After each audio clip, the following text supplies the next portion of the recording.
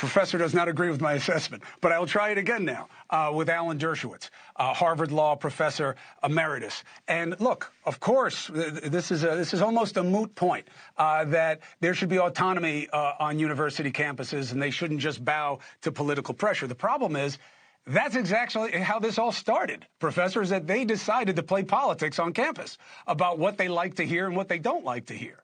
And it's just that anti-Semitism didn't seem to get the same veil of protection that LGBTQAI plus or race does. Well, first of all, the professor said that we should respond to these things not by pressure, but by, her words were, evidence and rational analysis. The letter didn't contain one word of evidence or rational analysis.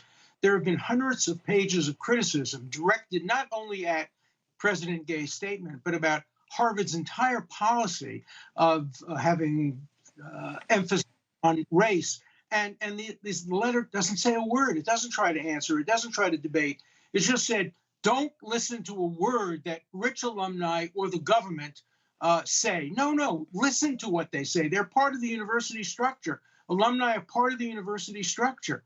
And it's worth listening to what they have to say. And the reason that President Gay should be forced to resign is because she's not telling us the truth about Harvard. She says, and here are her quote, "We embrace a commitment to free expression." No, President Gay has never made a commitment to free expression. It's been the opposite. She's been part of cancel culture. She's been part of censorship. She's been part of the DEI bureaucracy. She discovered free speech on August 7th.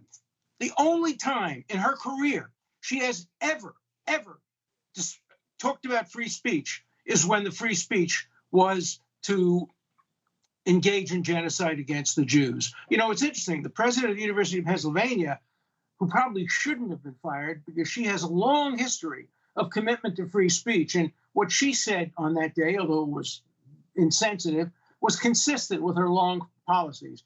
But President Gay has a dismal history on due process. She ended up firing, when she was the dean of the college, a dean of one of the houses because he represented Harvey Weinstein. And she said he had to play a pastoral role. And the pastoral role means you have to make sure your students feel safe. Right.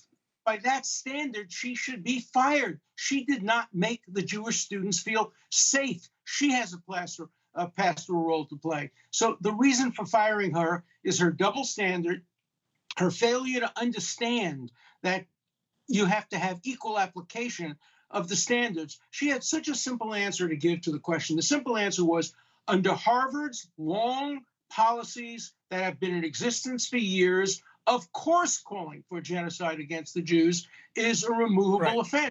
We've punished students far, and that's what she should have said.